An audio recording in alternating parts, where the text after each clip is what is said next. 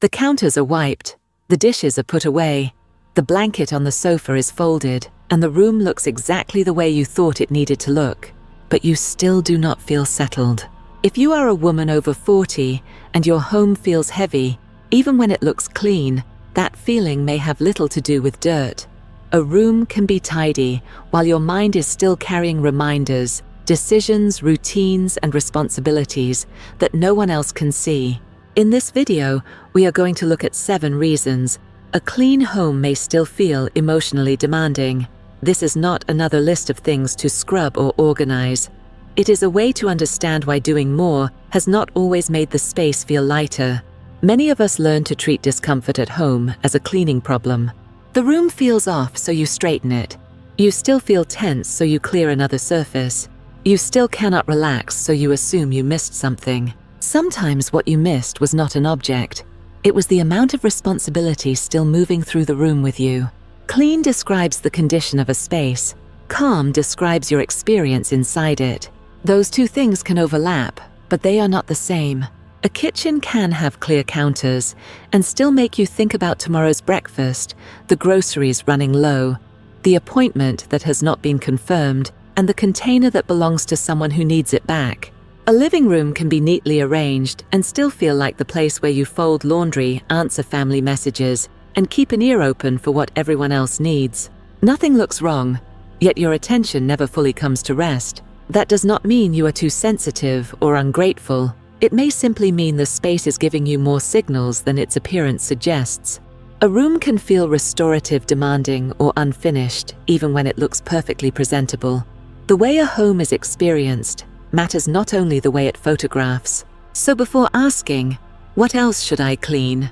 try a different question. What is this room still asking me to notice? Maybe it is asking you to remember. Maybe it is asking you to decide. Maybe it is asking you to prepare for someone else. A calm home is not a home with nothing in it. It is a home where fewer things compete for your attention, and fewer responsibilities are silently assigned to you the moment you walk in. That is why more cleaning does not always create more calm. You may be working on the visible layer while the real pressure is happening underneath it. Some homes feel busy even when they are not visibly cluttered because they contain many things that have not reached a clear conclusion.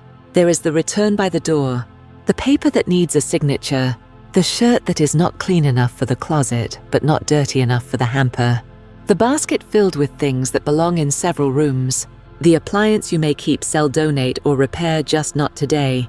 Each item is easy to ignore on its own. Together they can create a sense that nothing is fully finished. The object is not always the problem. The decision attached to it is.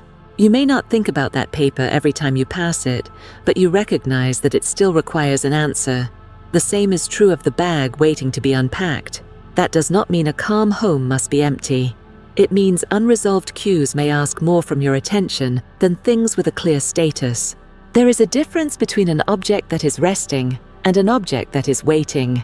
A book on the table may feel peaceful because you are reading it. A form on the table may feel heavy because it represents a task. A basket may be useful when it has one purpose. The same basket may become tiring when it holds 12 postponed decisions. You do not need to resolve every open loop tonight. That would turn this insight into another exhausting assignment. Instead, name what is happening. This is not a mess. This is a collection of undecided things. Then choose one next step. Decide it, schedule it, give it a temporary home with a review date, or release it. The goal is not to make your house look untouched. It is to reduce the number of objects that keep saying, "You still need to deal with me." A home can also feel heavy because certain belongings carry more than practical value. They carry a story about who you were, who you hoped to become, what you spent, or what someone expected. It may be clothing from a previous season of your life, craft supplies from a hobby you no longer enjoy, books you think you should read, a gift that does not suit you but feels difficult to let go of, kitchen equipment bought for a version of family life that never quite happened. None of these objects is bad. Keeping them is not automatically a mistake. The useful question is not, "Should I get rid of this?" It is, "What happens inside me when I see this?" Some belongings feel warm and connected to real memories. Others feel like a quiet accusation. You should use this. You should fit into this. You should finish this. You should still want this. You should not waste this. That is emotional weight. It cannot be measured by shelf space. A small object can carry guilt, while a full cabinet may feel fine if everything supports the life you live. This is why rules based only on quantity can miss the point. 10 useful objects may feel lighter than one object you keep out of obligation. There is no need to make a dramatic decision. Start by separating affection from pressure. Do I keep this because I love it? Because I use it? Because it serves someone in this household? Or because I am afraid of what letting it go would say about me? You may still keep it, but now the choice is conscious. A calmer home has room for memory and imperfect seasons. It also has room for the woman you are now, not only the woman you used to be or once planned to become. This is where the heaviness often becomes hardest to explain. Other people see a functioning home. You see the work required to keep it functioning. You notice when the toothpaste is low. You remember the birthday next week. You know which form is complete and which one is still in the bag. You recognize that the freezer has food, but nothing that works for Wednesday evening. You are already thinking about the towels, the prescription, and Friday's schedule. This is the mental work of anticipating needs, considering options, making decisions, and checking that things were completed. Much of it happens before a physical task begins. Someone may take out the trash after being asked. The visible task is complete. But another person may still be the one who noticed the bin was full, remembered collection day, checked for new bags, and followed up when it did not happen. The home works, but one mind may be doing most of the background processing. Not every household is the same, and this is not about blaming every family member, but for many women, this invisible work is familiar. If your home feels demanding even when it is clean, it may be because you are not only living in it, you are running a large part of it from memory. The answer is not simply a prettier planner. A planner can organize information, but it does not automatically redistribute responsibility. Ask instead, which systems depend on me noticing first? That could be groceries, laundry appointments, medication supplies, maintenance, or family scheduling. Then ask whether the whole responsibility can be shared, not just the final physical step. Real sharing includes noticing, planning, deciding, and following through. When another person owns a task, you should not have to remain the invisible manager behind it. A calmer home is not only easier to clean, it is easier to carry. Look at the places where you are supposed to rest. What happens there most often? The sofa may also be the place where you fold clothes, answer messages, check the family calendar, and make tomorrow's list.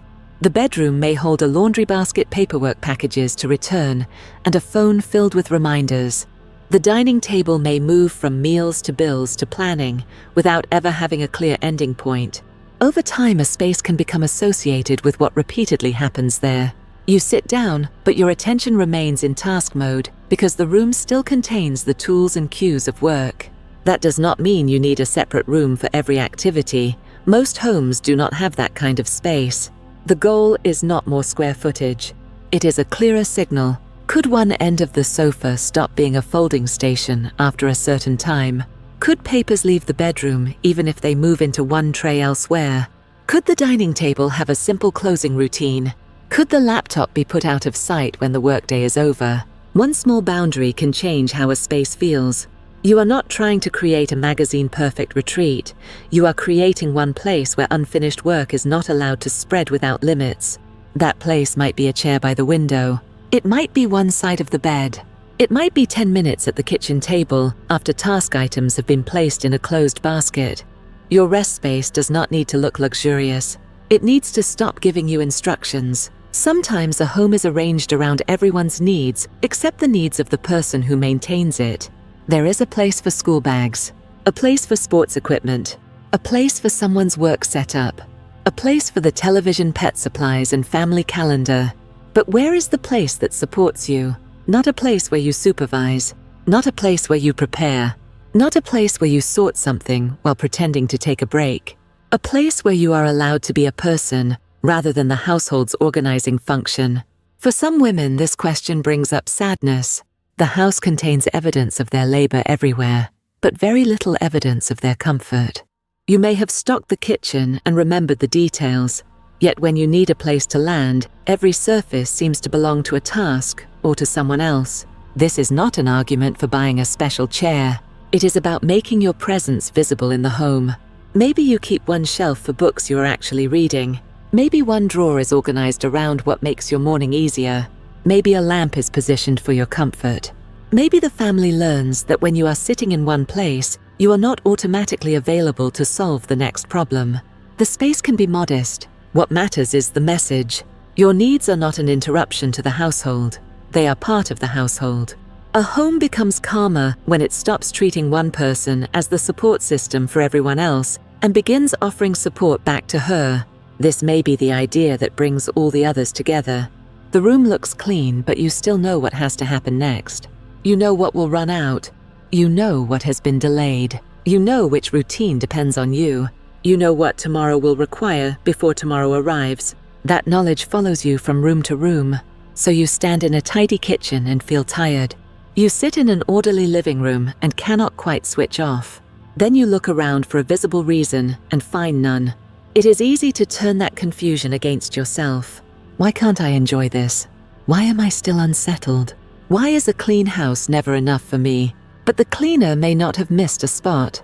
You may simply be feeling the weight of continued responsibility. Once you recognize that the solution changes, you do not automatically add another cleaning routine. You reduce one unresolved decision. You remove one object that carries unnecessary pressure.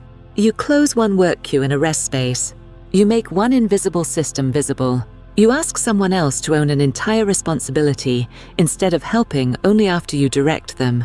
You protect one small place that supports you. These are not 7 new assignments to finish this weekend. They are 7 ways to see the problem more accurately. Choose the one that gives you the strongest sense of recognition. Maybe your home is full of undecided things. Maybe you carry the household calendar in your head.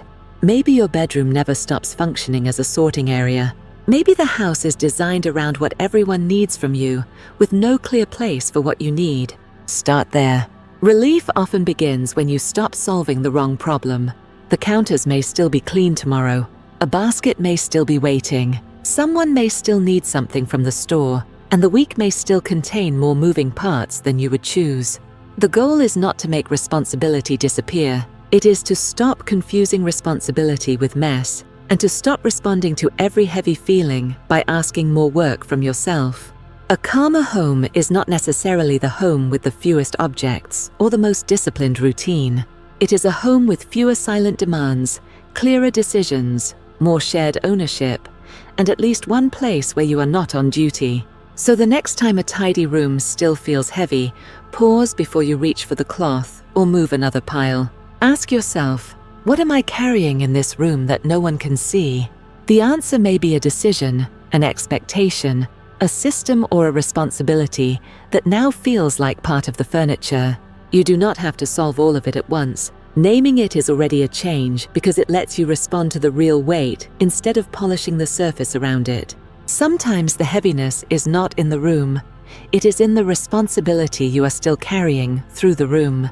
If one of these 7 ideas felt especially familiar, share the number in the comments. And for more calm home habits for women over 40, subscribe to Calm Her Daily, a place for creating a home that asks less from you, not one that simply looks finished.